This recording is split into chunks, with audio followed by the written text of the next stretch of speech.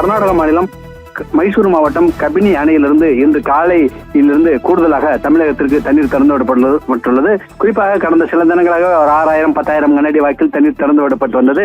நேற்றைய தினம் கிருஷ்ணராஜசாகர் அணையிலிருந்து, அதாவது நேற்று முன்தினம் இரவிலிருந்து சுமார் 3000 கனஅடி தண்ணீர் தமிழகத்துக்கு காவிரியில் திறந்து விடப்பட்டது.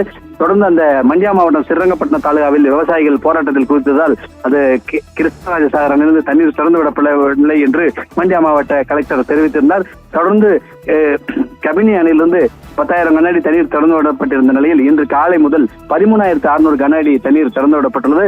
கபினி அணையின் மொத்த கொள்ளளவு என்பது 84 அடியாகும். தற்போதைய நிலவரப்படி அணையின் நீர்மட்டம் என்பது 80.89 அடியாக உள்ளது. அணைக்கு நீர்வரத்து 8,559 கனஅடியாக உள்ளது.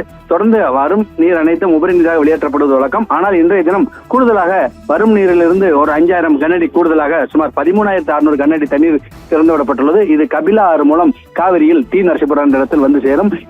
இந்த தண்ணீர் தமிழகத்திற்கு வந்து சேருவது அடுத்த 48 மணி நேரம் ஆகும் என்று எதிர்பார்க்கப்படுகிறது. தொடர்ந்து இந்த கபினி நீர்பிடிப்பு பகுதிகளில் விட்டு கனமழை பெய்து வருவதும் குறிப்பிடத்தக்கதுங்க.